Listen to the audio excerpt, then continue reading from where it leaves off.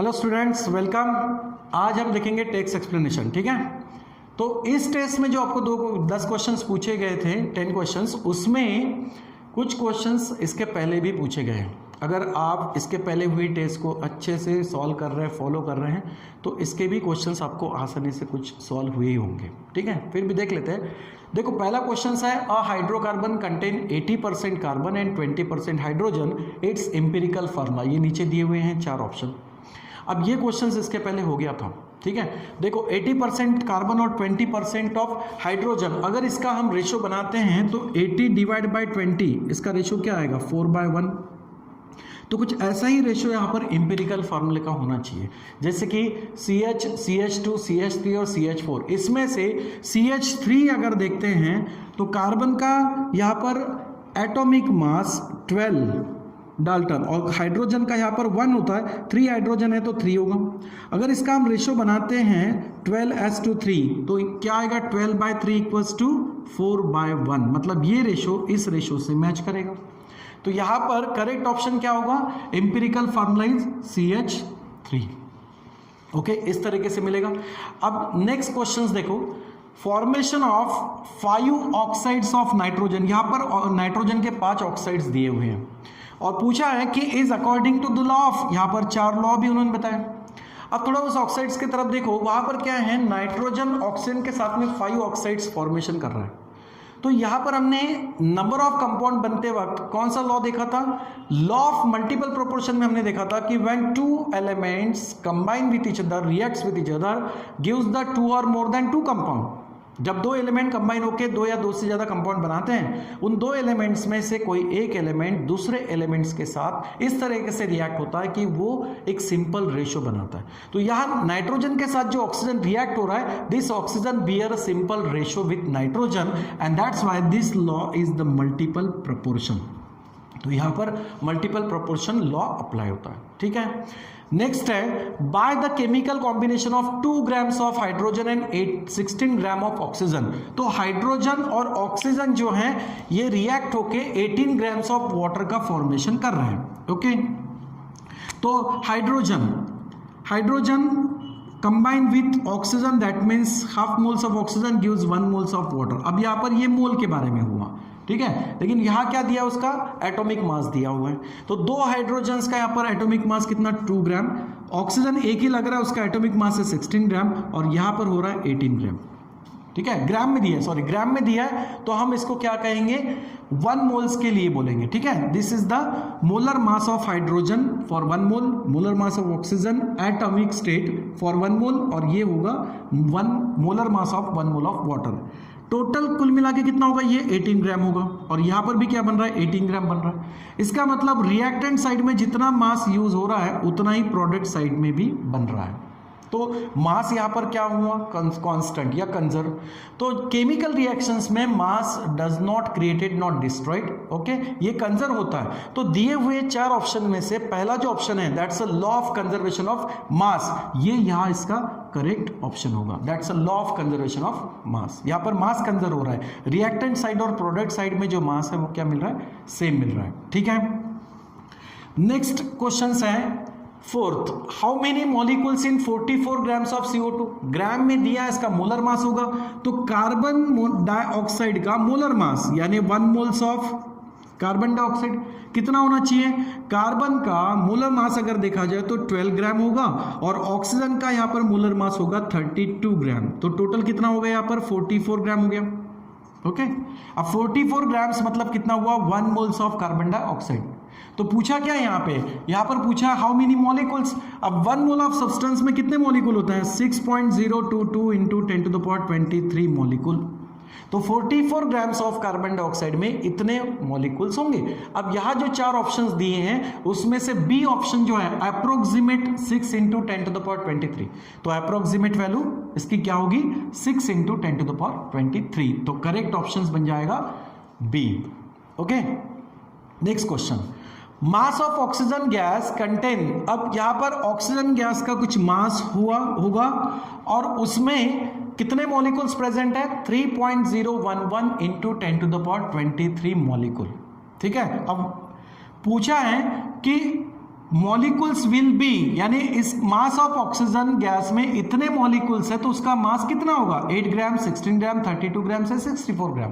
Okay, तो देखो अगर हम मोलर मास ऑफ ऑक्सीजन निकालते हैं, ठीक है, मतलब 1 मोल ऑफ ऑक्सीजन का अगर हम मास देखते हैं तो कितना होगा, molar mass of oxygen is 32 gram.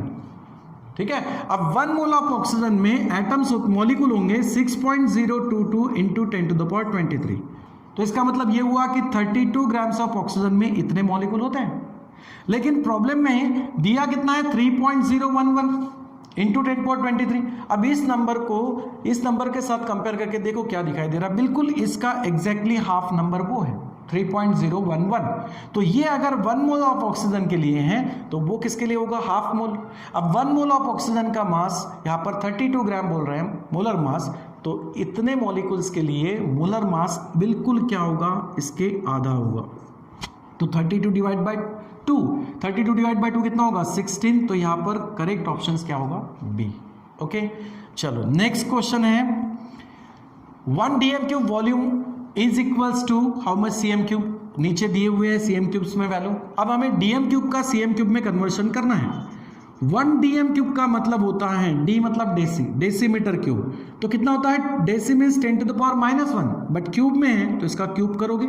Okay, तो ये हो जाएगा 10 to the power -3 metre cube. ये हो गया 1 डीएम क्यूब। अब हमें मीटर क्यूब में नहीं करना, इसको सीएम क्यूब में कन्वर्ट करना है। तो क्या करेंगे, 10 to the power -3 metre cube का सीएम क्यूब करना है, सेंटीमीटर क्यूब करना है। अब 1 मीटर यानी होता है 10 टू द पावर 2 सेंटीमीटर। तो मीटर क्यूब है तो इसका क्या करोगे, क्यूब, और उस वक्त ये मीटर क्यूब किस में कन्वर्ट होगा, सेंटीमीटर क्यूब में होगा। तो टोटल आंसर कितना मिलेगा यहाँ पर देखो, 10 to the power -3 into power का यहाँ मल्टीप्लिकेशन होगा 10 टू द पावर 6। ठीक है, तो हमारा आंसर आएगा 10 to the power 3 CM cube. तो 1 डीएम क्यूब का मतलब हुआ 10 to the power +3 CM cube. तो यहाँ पर 10 to the power +3 CM cube, ये हो गया करेक्ट ऑप्शन। ठीक है, ओके, चलो नेक्स्ट क्वेश्चन है, temperature is equals to N Celsius and Fahrenheit scale equal. अब कौन सा टेम्परेचर यहाँ पर डिग्री सेल्सियस और फ़ारेनहीट स्केल में सेम आता है, तो degree Fahrenheit equals to, formula क्या है, 9/5 इंटू डिग्री सेल्सियस +32। ओके, अब इन टेम्परेचर्स को यहाँ वैल्यू रख के आप सॉल्व करके देखो, आपको यहाँ पर एक आंसर ऐसा मिलेगा जिसमें सेल्सियस और फ़ारेनहीट स्केल क्या आएगी, सेम आएगी। तो ये क्वेश्चन हमने इसके पहले भी पूछा था। यहाँ पर करेक्ट ऑप्शन क्या आता है, -40 आता है, क्योंकि देखो वैल्यू रख के क्या आएगा आंसर। अगर हम -40 डिग्री सेल्सियस वैल्यू रखते हैं तो यहाँ पर इसका कितना होगा, 9 8 72 -72 +32, तो इसका आंसर होगा -40। अब डिग्री फ़ारेनहीट में वैल्यू भी -40 है और डिग्री सेल्सियस पे भी वैल्यू हमने -40 रखा था, तो दोनों स्केल में -40 degree Celsius equal value show करता है। ओके, ठीक है। अब नेक्स्ट क्वेश्चन है, the number of molecules in 22.4 CM cube of nitrogen eight STP. ठीक है, यहां पर एसटीपी कंडीशंस में इतने वॉल्यूम ऑफ नाइट्रोजन में कितने मॉलिक्यूल्स होंगे, आपको यहां पर 4 ऑप्शंस दिए। तो यहां पर ध्यान किस पे देना है, सीएम क्यूब पे। हमने क्या देखा था, मोलर वॉल्यूम। मोलर वॉल्यूम क्या होता है, under STP condition volume of 1 mole of gas, 1 mole of gas कितना होता है, 1 मोल ऑफ गैस का वॉल्यूम 22.4 डीएम क्यूब। ओके, अब इस डीएम क्यूब को कन्वर्ट करना पड़ेगा सीएम क्यूब में, क्योंकि प्रॉब्लम में सीएम क्यूब ही पूछा गया। तो इसका कन्वर्शन क्या होगा, 22.4 डीएम क्यूब का हमने सीएम क्यूब में कन्वर्शन ऊपर के क्वेश्चंस में देखा है, इंटू 10 टू द पावर +3। तो इंटू 10 टू द पावर +3 ये होगा सीएम क्यूब। ठीक है, यानी ये हो गया volume of 1 mole of gas. अब 1 मोल ऑफ गैस में कितने मॉलिक्यूल्स होते हैं, 1 मोल ऑफ गैस में मॉलिक्यूल्स होते हैं 6.022 इंटू 10 टू द पावर 23। यानी हम कह सकते हैं कि इतने मॉलिक्यूल्स का वॉल्यूम कितना होगा, 22.4 इंटू 10 पावर 3 सीएम क्यूब होगा। अब क्वेश्चंस किया है 22.4 सीएम क्यूब में कितने नंबर ऑफ मॉलिक्यूल्स होंगे, so that suppose x। Okay, अब x की वैल्यू हम क्या करते हैं, क्रॉस मल्टीप्लिकेशन करते वक्त x इज इक्वल्स टू, ये नंबर यहाँ मल्टीप्लाइड होगा 22.4 into 6.022 into 10 to the power 23 divide by this number 22.4 into 10 to the power 3। अब ये नंबर कैंसिल होगा, +3 न्यूमरेटर में माइनस होगा, 23 में से 3 माइनस होंगे तो 10 टू द पावर 20 मिलेगा। तो आंसर क्या आया 6.022 into 10 to the power 20। Okay, इतने मॉलिक्यूल्स होने चाहिए। अब ये नंबर आपको इन 4 ऑप्शंस में कहाँ मिल रहा है, बी में, तो ये हो गया बी करेक्ट ऑप्शंस। ठीक है, समझ में आया। नेक्स्ट क्वेश्चंस को देखते हैं। अब नेक्स्ट क्वेश्चन क्या है, फादर ऑफ मॉडर्न केमिस्ट्री। अब ये तो हमने इस लेसन को जब शुरुआत की थी तब स्टार्टिंग में ही पढ़ा कि एंटोइन लुइसर जो है ये it's a father of modern chemistry, he is the father of modern chemistry. Modern chemistry का फादर कौन है, एंटोइन लुइसियर। ठीक है, so he is the father of modern chemistry. Next last one question देखो, atomic mass of chlorine in dalton. ठीक है, atomic mass of chlorine in dalton कितना है 35.5। एक्सपेरिमेंटली कितना ऑब्जर्व होता है 35.5। अब ये कैसे, क्लोरीन के आइसोटोप्स होता है, उसमें से स्टेबल आइसोटोप अगर क्लोरीन का देखा जाए तो एक होता है क्लोरीन का 34 और दूसरा होता है क्लोरीन का 37 आइसोटोप। क्लोरीन 34 और क्लोरीन 37 ये दो आइसोटोप्स क्लोरीन के मोस्टली स्टेबल होते हैं। ओके, अब ये दो आइसोटोप्स स्टेबल हैं तो इनका एवरेज एटॉमिक मास क्या मिलेगा, देखो 34 प्लस 37 डिवाइडेड बाय 2, ये इनके एटॉमिक मासेस हैं। तो क्या होगा इसका आंसर 34 प्लस 37 71 होगा। ठीक है, और 71 डिवाइडेड बाय 2 कितना मिलना चाहिए 35.5। So average atomic mass of chlorine in Dalton is 35.5।